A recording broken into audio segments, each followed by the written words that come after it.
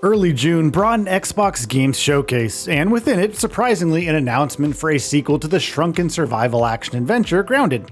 Grounded 2 plans to bring a more story-rich, mechanically deep experience, alongside quality of life improvements and the inclusion of new features, one of which much requested by the community, all aiming to propel Grounded 2 as a sequel bigger, better, and more fun than its predecessor.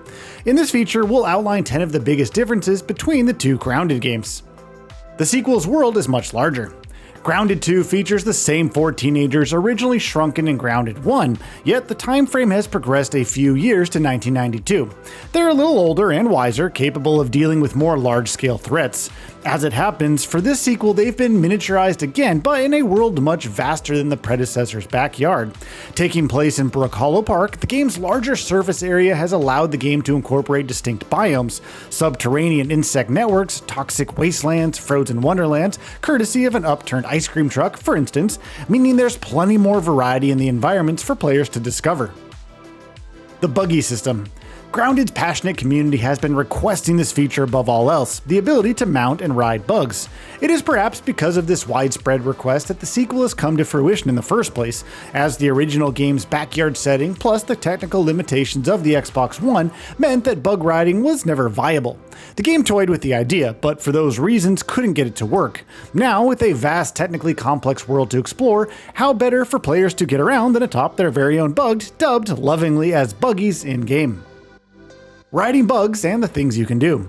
First and foremost, mounting bugs within the sequel's buggy system is the principal way to get about. Skittering across the dirt at a rapid pace provides an obvious quality of life benefit, as well as oodles of fun, of course. But riding your trusty insect steed is more than just getting from point A to point B in as short as time as possible. Mounts are also useful in battle. They're integral to resource gathering, and they provide essential extra hands when it comes to building bases. Grounded 2 has cleverly weaved bug riding into every facet of survival too, and based on gameplay provided thus far, we can further outline 2 distinct bugs which you'll be able to ride from the beginning of Grounded 2's early access period, the Red Ant Soldier and Orb Weaver Spider. Red Ant Soldier. Each of Grounded 2's buggies has unique abilities and specializations. Some are better in combat situations, others more attuned to crafting and building. The Red Ant Soldier can zip along at breakneck pace, but it also possesses a more stately gathering mode to automatically collect resources. What's more, the Red Ant Soldier can assign a pair of worker ants to follow you about, to assist with resource gathering and, if the need arises, combat. Ants are specialists in battle, but a trio of insects plus yourself, dismounted and fighting alongside, should be able to deal with any medium-sized threat you encounter throughout Brook Hollow Park. Orb Weaver Spider. Whilst the Orb Weaver Spider doesn't fulfill a utilitarian purpose as much as the Red Ant Soldiers, they're fantastic in combat, intimidating, agile, rapid-fire heavy hitters with a selection of combat-focused special abilities and attacks. First, they can scream. So loud, in fact, is their scream that it can stun lesser-powered enemy insects. They can also shoot webs that'll entangle enemies in sticky nets to temporarily immobilize them. Their only downside is they're relatively weak defensively, but once their nimbleness is mastered, we expect this won't prove to be a problem. Ziplines won't feature, at least to begin with. Now, in order to find the best implementations of all of these new features we've already highlighted so far, and some we're yet to discuss, Grounded 2 opted to take some of the original Grounded's features away. This way, new elements like the buggy system have room to breathe and evolve based on community feedback. One such feature that'll be missing in Grounded 2's early access period are ziplines. They won't be missing forever, mind you, they'll turn up eventually, but they'll be embedded seamlessly to coexist with the fresh traversal mechanics newly established and iterated upon. New creatures.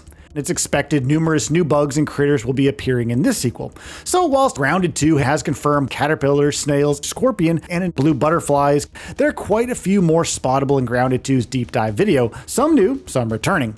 Praying mantises appear to be a roaming presence in the sequel. Mosquitoes appear more prevalent too, alongside the park's more waterlogged sections. Cockroaches will stalk toxic garbage-covered wastelands as well.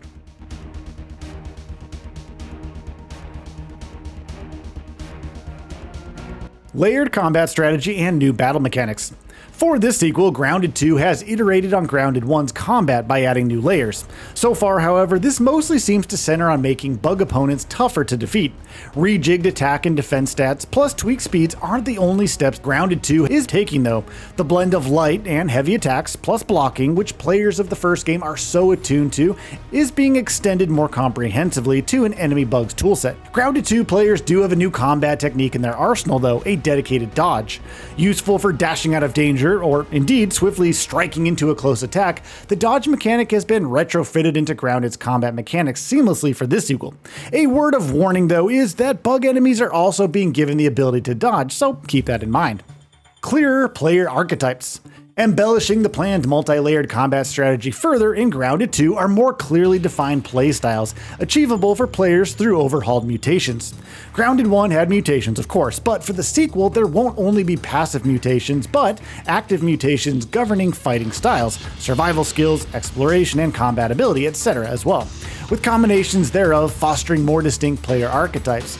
Low defense, high attack rogues, ranged specialists, tank-like marauders, effect-laden mages, it's really all possible here and more in Grounded 2. Furthermore, Grounded 2 has the opportunity to push the mutation system to concoct super distinct archetypes. Specifically, Grounded 2 mentions an assassin-type build, nimbleness via light armor, yet dual poison dagger wielding a supreme backstab attack, plus extra stamina to support multiple dodges. New Omni tool encapsulates streamlined inventory. Grounded 2's quality of life improvements extend to its refined inventory management too, and nothing encapsulates this better than the new Omni tool. Ostensibly a 4-in-1, the Omni tool combines an axe, hammer, shovel, and wrench into one multi-purpose utility designed to save vital inventory space. This isn't a combat item, but for exploration, scavenging, harvesting, crafting, and building, your bases are covered with the Omni tool in your backpack. So, what are your thoughts on this? Go ahead and share them in the comments below. And if you like this video, please subscribe to the channel and enable all notifications by clicking the bell icon to get new video updates. We upload every day and would really appreciate your support. Thanks for watching.